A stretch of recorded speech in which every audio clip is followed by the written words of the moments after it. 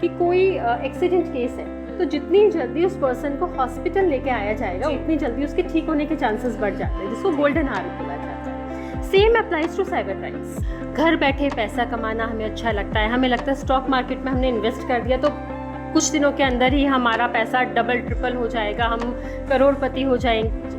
देखिए, अगर हम बात करते हैं साइबर क्राइम की, तो अगर मैं गुड़गांव के डेटा की बात करती हूँ, 2017 में सिर्फ 2000 रिपोर्टेड केस जो थे वो गुड़गांव में थे cyber crime in the year 2017। वो बढ़ करके 2022 में 20,000 से ऊपर चले गए थे। तो वहाँ पर है बहुत सारे ऐसे क्रिमिनल्स हैं जो कि बहुत बेसिक एजुकेशन लेके वहाँ आए हुए हैं। कुछ केसेस में वो इंग्लिश बोलना सीख लेते हैं और वो भी रटे रटाए से sentences and they use these sentences to do. Cyber crime जो है वो बहुत ज़्यादा बढ़ रहा है और वो पुराने क्राइम से बहुत डिफरेंट।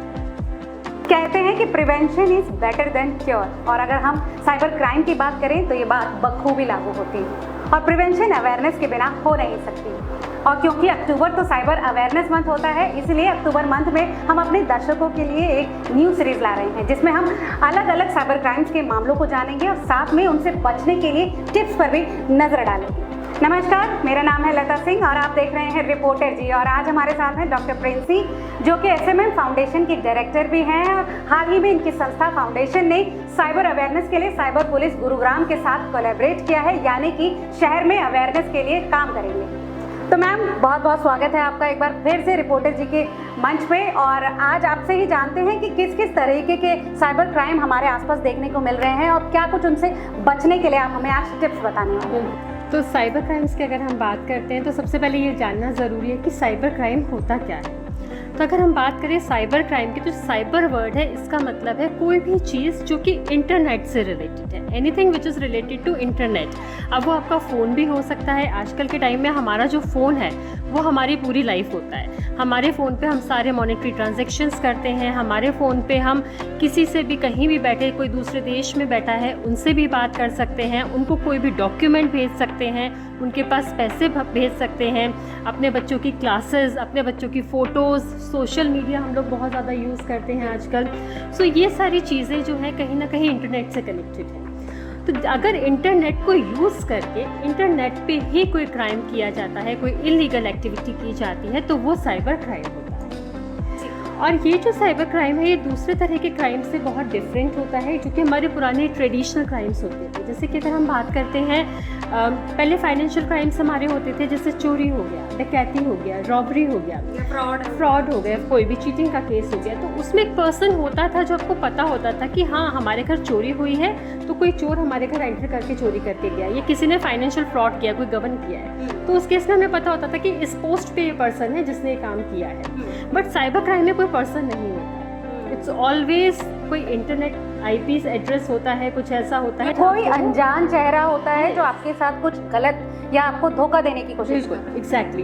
तो इसलिए वहाँ तक पहुँच पाना बहुत डिफ़िकल्ट हो जाता है और जितना टाइम गैप हो जाता है वो उतना ही ज़्यादा मुश्किल होता जाता है। तो हाँ, साइबर क्राइम जो है वो बहुत ज़्यादा बढ़ रहा है और वो पुराने क्राइम से बहुत डिफरेंट है। मैम, ये बताइए कि पिछले कुछ समय में साइबर क्राइम के केसेस में कितना बढ़ावा है?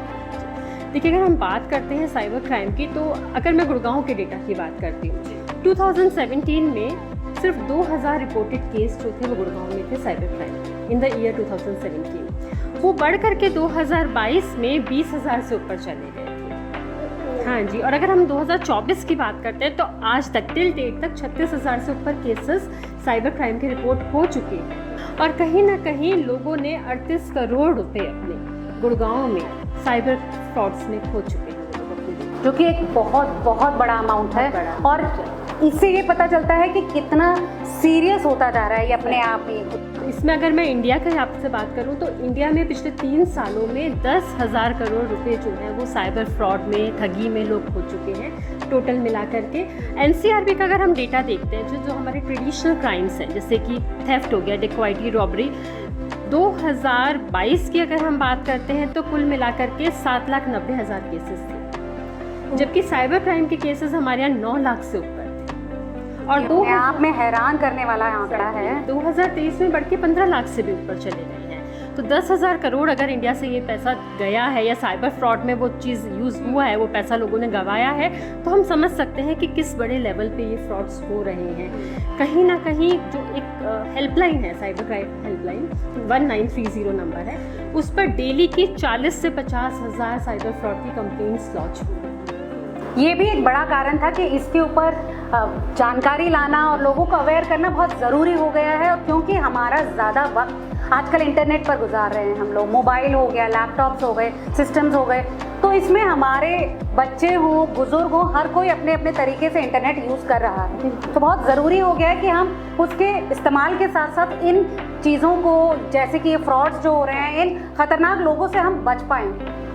तो मैम इसके बारे में और जानकारी दीजिए कि क्या कारण होता है जिसकी वजह से लोग साइबर स्कैम में फंस जाते हैं। देखिए, मेनली 3 कारण समझ में आए हैं जिसकी वजह से लोग साइबर स्कैम में फंसते हैं। और वो क्या होता है, ये जो साइबर क्रिमिनल्स होते हैं ये उन्हीं 3 इमोशंस के साथ खेलते हैं, जिसमें पहली चीज़ होती है हमारा ग्रीड, जो हमारा लालच है। घर बैठे पैसा कमाना हमें अच्छा लगता है, हमें लगता है स्टॉक मार्केट में हमने इन्वेस्ट कर दिया तो कुछ दिनों के अंदर ही हमारा पैसा डबल ट्रिपल हो जाएगा, हम करोड़पति हो जाएंगे। तो ये पहला रीज़न होता है।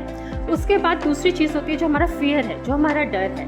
हमें किसी भी चीज़ का डर दिखाया जाता है, हमें धमकाया जाता है और हम उसकी डिटेल्स में ना जा कर के उस पर अपना ब्रेन अप्लाई किए बिना उस डर की वजह से हम कहीं ना कहीं बहुत ज़्यादा घबरा जाते हैं और अपना अमाउंट, फाइनेंशियल फ्रॉड्स जो होते हैं वो इस वजह से बहुत होते हैं। हाँ, तीसरी चीज़ की अगर हम बात करते हैं तो कहीं ना कहीं जो हमारी एक कन्वीनियंस की हैबिट है, या एक हम कहेंगे लैक ऑफ माइंडफुलनेस, हम अपना उतना ब्रेन यूज़ नहीं करते हैं। उस सिचुएशन में हम बहुत जल्दी पैनिक कर जाते हैं और हम उस रेड फ्लैग्स हमें दिख भी रहे होते हैं, बट उन रेड फ्लैग्स के दिखने के बावजूद भी हम उस चीज़ में, उस जाल में फंसते जाते हैं। कहीं ना कहीं जो साइबर क्रिमिनल्स होते हैं they play with these 3 emotions, या इन तीनों के मिक्स करके वो कहीं ना कहीं इनके साथ खेलते हैं। कहीं ना कहीं या तो आपको वो लालच देंगे कि अगर आपको एक बड़ा अमाउंट कमाना है, घर बैठे कुछ पैसा कमाना है या आसान तरीके से पैसा कमाना है, तो आप ये कीजिए। तो इस तरह से बहुत लोग इस चीज़ में फंसते हैं। डर बहुत बड़ा फैक्टर है, वो आपके सामने ऐसे सिचुएशंस क्रिएट कर देते हैं कि आप ऑटोमेटिकली इतना डर जाते हैं। जैसे मैम प्लीज़ एग्जांपल। हाँ, बिल्कुल, मैं आपको बताती हूँ। जैसे वो बोलेंगे आपका कोई कुरियर था, उस कुरियर में ड्रग्स पाए गए हैं, और फिर वो आपका कॉल कहीं ट्रांसफ़र कर देंगे, बोलेंगे यहाँ पे कस्टम ऑफिसर से आप बात कीजिए या आप साइबर सेल यूनिट में बात कीजिए। वहाँ पर प्रॉपर कोई पुलिस की यूनिफॉर्म में पर्सन आपसे बात करेगा वीडियो कॉल पे। तो वो कहेंगे, आप ये भी बोलोगे कि नहीं हमने तो कोई पार्सल नहीं भेजा, तो वो कहेंगे नहीं आपके आधार से ये सब फ्रॉड हो रहा है। तो कहीं ना कहीं वो एक सिचुएशन ऐसी क्रिएट कर देते हैं जिसमें हम लोग डर जाते हैं और उस समय घंटों में आपके घर पुलिस आ जाएगी, हाँ हम यहाँ पहुँच चुके हैं, आपको अरेस्ट करेंगे, आपको डिजिटल अरेस्ट कर दिया जाएगा, ऐसे बोल देते हैं। तो हम ये नहीं सोचते हैं कि पुलिस किसी को भी डिजिटल अरेस्ट नहीं करती है। तो इस तरह के बहुत से फ्रॉड्स। तो एक बात बताइए मैम कि ये साइबर क्रिमिनल्स जो होते हैं ये एक्चुअली होते कौन लोग हैं? ये जान के आपको बहुत ज़्यादा हैरानी होगी कि जो साइबर क्रिमिनल्स हैं ये कोई बहुत टेक्नोलॉजिकली एडवांस लोग नहीं होते हैं। अच्छा। ना ही ये कोई ऐसे प्रोफेशनल्स होते हैं, ये 8वीं 10वीं 12वीं फेल लोग भी होते हैं। अच्छा, ऐसे भी क्रिमिनल्स होते हैं। हाँ, इट्स जस्ट कि हमारे यहाँ कुछ हॉटस्पॉट्स इंडिया में बने हुए हैं जहाँ पर वो प्रॉपर जाकर के ट्रेनिंग लेते हैं और वो उस ट्रेनिंग को लेके आप इमेजिन कीजिए कि कोई इंसान जो 10वीं पास है या जो 12th पास है वो किसी डॉक्टर को, इंजीनियर को, बड़े बड़े कॉर्पोरेट एम्प्लॉयज़ जो हैं उनको ठगते हैं। तो वो बस वो एक बेसिक सी ट्रेनिंग उनकी होती है। जैसे आपने अगर किसी ने नेटफ्लिक्स पे वो सीरीज़ देखी होगी जामतारा, तो वहाँ पर वो एक हॉटस्पॉट है, वहाँ पर उनको बेसिक ट्रेनिंग दी जाती है, उनको बहुत सारे सिम कार्ड्स दिए जाते हैं और वहाँ से वो बैंकिंग फ्रॉड करते हैं। उनका जो बेसिक, जो कि प्रॉपर एक बिजनेस की तरह चलाया जाता है। हाँ, वो प्रॉपर एक बिजनेस की तरह चलाया जाता है। इसी तरीके से अगर आज के टाइम की बात करते हैं तो स्टॉक मार्केट इन्वेस्टमेंट फ्रॉड्स भी जैसे हो रहे हैं, तो उसका हॉटस्पॉट जो लुहू है, मेवात एरिया जो होता था, वो बना हुआ है। तो वहाँ पर है बहुत सारे ऐसे क्रिमिनल्स हैं जो कि बहुत बेसिक एजुकेशन लेके वहाँ आए हुए हैं और बस जस्ट कि कुछ केसेस में वो इंग्लिश बोलना सीख लेते हैं और वो भी रटे रटाए से sentences and they use these sentences to do money. तो डॉक्टर प्रिंसी, अब ये बताइए कि जब किसी के साथ कुछ ऐसा साइबर क्राइम हो जाए, इंटरनेट पर कोई अपने पैसे गंवा दे, तो ऐसे केस में उसके पास क्या सोल्यूशन है और वो कहाँ जाकर अपनी कंप्लेंट दर्ज करा सकता है? बहुत से लोगों को ये चीज़ नहीं पता है कि इसके लिए एक डेडिकेटेड हेल्पलाइन है। अगर किसी भी पर्सन के साथ कोई ऐसा क्राइम होता है, साइबर क्राइम, सबसे पहले जितनी जल्दी वो उस डेडिकेटेड हेल्पलाइन पे कॉल कर देगा, बहुत ज़्यादा चांसेस हैं कि उसकी मनी रिकवरी हो जाए। और वो हेल्पलाइन नंबर है 1930। मैं यही सब लोगों से रिक्वेस्ट करूंगी, जितने भी व्यूअर्स हैं अपने मोबाइल्स में साइबर क्राइम हेल्पलाइन के नाम से 1930 ये नंबर आप सेव करके रखें। और किसी भी पर्सन के साथ कुछ ऐसा होता है, जितनी जल्दी वो इस नंबर पे, ये एक सेंट्रल वेबसाइट है, ऑल ओवर इंडिया यही ऑपरेट करता है ये नंबर, जैसे ही वो इस पर कॉल करेंगे उनके उससे रिलेटेड जितने भी अकाउंट्स हैं वो सारे अकाउंट्स फ्रीज कर दिए जाएंगे। और इससे जो वो मनी ट्रेल, जो आगे वो पैसा जाता है, ट्रांसफ़र होता जाता है, वो होने से रुक जाएगा। सो रिकवरी के चांसेस बहुत ज़्यादा बढ़ जाते हैं। जैसे कि अगर हम बात करते हैं ना कि कोई एक्सीडेंट केस है, तो जितनी जल्दी उस पर्सन को हॉस्पिटल लेके आया जाएगा उतनी जल्दी उसके ठीक होने के चांसेस बढ़ जाते हैं, जिसको गोल्डन आवर बोला जाता है। Same applies to cyber crimes कि जितनी जल्दी आप इसको रिपोर्ट कर देंगे उतनी ही जल्दी आपके पैसे रिकवरी के चांसेस बढ़ जाते हैं, जो भी कल्प्रिट है उसको एप्रीहेंड करने के चांसेस बढ़ जाते हैं। सो 1930 इज़ द हेल्पलाइन, ये नंबर है 1930। इसके अलावा 112 नंबर जो कि आजकल है ही, वो इमरजेंसी कॉल नंबर है पुलिस का। 100 नंबर तो अब नहीं है, 112 है, 112 पे भी कर सकते हैं इन केस 1930 पे आप नहीं बात कर पाए किसी रीज़न से।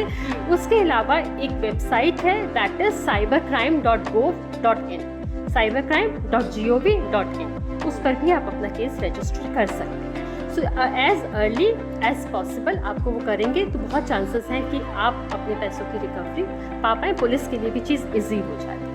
तो उम्मीद करते हैं कि आज के इस एपिसोड से, इस बातचीत से आप ये तो समझ पाए होंगे कि कितना अहम हो गया है आजकल इस साइबर क्राइम पर काबू पाना, और कितना ज़रूरी हो गया आप सबके लिए इसके तहत अवेयर रहना, अपने घर में सभी मेंबर्स को इसके लिए अवेयर करना, क्योंकि आपका मेहनत से कमाया हुआ पैसा आपके लिए जितना ज़रूरी है उसके साथ साथ आपकी सेफ्टी भी बहुत ज़रूरी है। इसके लिए हमारे मैम ने जो नंबर आपको बताया है 1930, ज़रूर आप अभी के अभी उसको अपने फ़ोन में डायल करके सेव कर लीजिए, ताकि अगर आपके साथ ऐसी कोई भी घटना होती है तो आप जल्द से जल्द उस पर काबू पा सकें और क्रिमिनल्स को भी पकड़वाने में एक अहम भूमिका निभा सकें।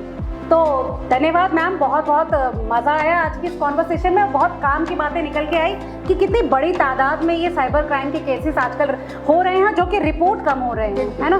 तो बहुत ज़रूरी है, हमारे ऑडियंस भी, हमारे दर्शक भी, तो बहुत ज़रूरी है दर्शकों का भी इस बारे में अवेयर होना और एक्शन लेना समय पर। तो उम्मीद करते हैं कि आपको आज का ये एपिसोड बहुत पसंद आया होगा। आपकी इस विषय में क्या राय है, और अगर आप आगे भी इससे जुड़े कुछ सवाल करना चाहते हैं प्रिंसिस जी से या फिर रिपोर्टर जी से, कुछ ऐसे ही एपिसोड्स आगे रिक्वेस्ट करना चाहते हैं, तो ज़रूर हमें लिखें। तो बता दें कि आने वाले एपिसोड्स में हम बात करेंगे साइबर क्राइम से जुड़े अलग अलग मामलों के ऊपर, तो आने वाले एपिसोड देखना बिल्कुल ना भूलें। तब तक बहुत बहुत ख्याल रखिए। धन्यवाद।